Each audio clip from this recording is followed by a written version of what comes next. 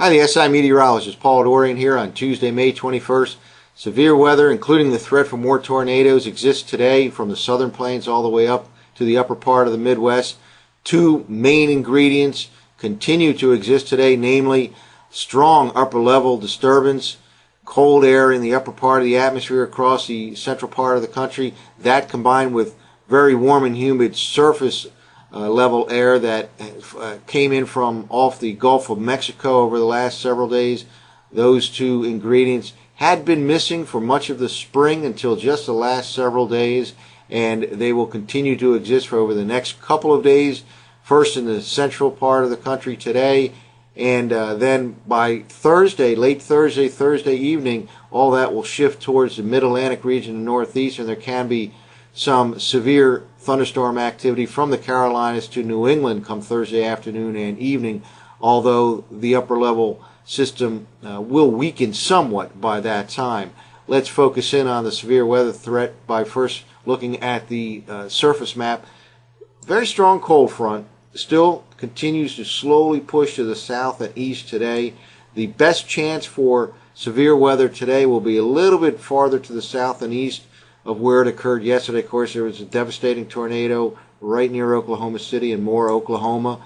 And today the biggest threat will occur from, let's say, northeastern Texas across much of Arkansas, Missouri, in this region right here. And it could even extend a little farther to the north and east in that fashion as this colder air presses very slowly to the east. Now, by later on tomorrow, the threat for severe weather will move perhaps into the Ohio Valley, and then by Thursday afternoon from the northeastern part of the country down through the mid-Atlantic region, there certainly can be some strong to severe thunderstorm activity Thursday afternoon and evening. Now here's a map of the actual current dew points across the nation from coolweather.com, and one of the missing ingredients all spring long up until about the last week or so has been that very warm and humid low-level air that typically this time of the year flows northward from off the Gulf of Mexico. And that, again, was missing up until about a week ago with this cold weather pattern. The cold weather regime that we experienced in the central and eastern part of the country really suppressed that warm and humid low-level air from flowing northward up until about a week ago. Now, yesterday, many folks will notice that the dew points in the mid-Atlantic region soared way up into the middle 60s. That very humid air will continue to exist over the next couple of days. And the pink region on this particular map throughout the eastern portion of the country now is 60 degrees and above for dew points. And that is pretty humid air. And there, again, there's drier air moving in now into the central part of Oklahoma, but from the southeastern part of Oklahoma, northeastern Texas, all across Arkansas, Missouri, this particular region right here, there still exists a lot of warm and humid air at the low levels, combined with that cold air in the upper levels, a strong upper level support of 500 millibars. We'll look at that in a moment. And all that spells trouble later on today in this particular part of the country.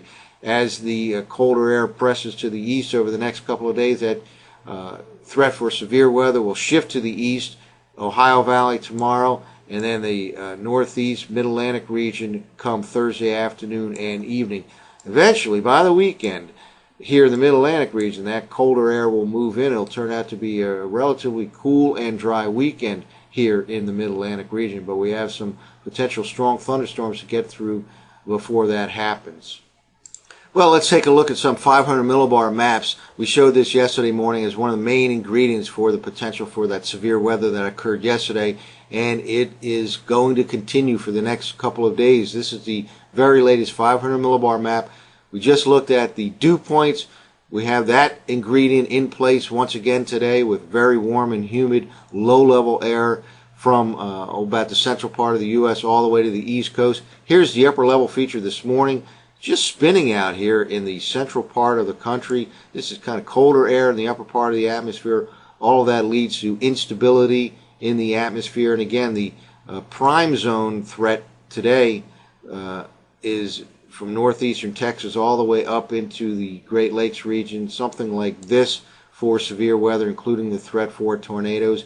And this upper level low does not move quickly. In fact, let's jump ahead to tomorrow morning's forecast map. And here's the forecast map for tomorrow morning, 500 millibars. Still out there in the central part of the country. Severe weather threat tomorrow in the Ohio Valley. Let's jump ahead now to Thursday morning. Still not moving too quickly. Kind of an omega blocking pattern here. So all weather systems are moving slowly from west to east. This is Thursday morning, that upper level low, which this morning is sitting right here, does not move all that far to the east. By Friday morning, here it is, still quite an intense upper level low. The surface cold front should come through the mid-Atlantic region, northeastern part of the country, late Thursday night into the early part of Friday. And again, there's the threat here in the mid-Atlantic region, late Thursday night time frame for some strong and severe thunderstorms from the Carolinas up to New England. Eventually, this all pulls off the East Coast by later Friday, paving the way for what looks like a cool and dry Memorial Day weekend in the mid-Atlantic region. Well, let's take a look at a couple of forecast maps now at the surface for the from the GFS 0Z model run. This is for tomorrow morning, Wednesday morning. The surface low exists out over the upper part of the Midwest with that strong cold front edging slowly to the east. Remember this morning, right now, it's situated right about here. It does not move all that much by tomorrow morning.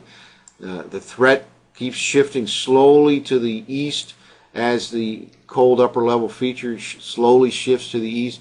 Certainly some scattered showers and thunderstorms in the mid-Atlantic region both today and tomorrow, but most of the time should be rain-free. The main weather story here in the mid-Atlantic region over the next couple of days will be summer-like conditions, very warm and very humid for this time of the year, certainly relative to anything we've had all spring long. The threat for showers and thunderstorms will tend to increase Wednesday night and especially on Thursday and Thursday night. In fact, let's now jump ahead to Thursday morning surface forecast map. And here's the forecast map. This cold frontal system now pushing to the east coast here, and it will set off some showers and thunderstorms on Thursday. Still a very warm and humid day on Thursday, perhaps a few degrees cooler than Wednesday and today, but still pushing 80 degrees in most mid-Atlantic locations. The threat for strong to severe thunderstorms will develop Thursday afternoon and evening from the Carolinas up through New England as this cooler air presses slowly to the east. Let's now jump ahead to Friday morning's forecast map. And here's the GFS forecast map for Friday morning.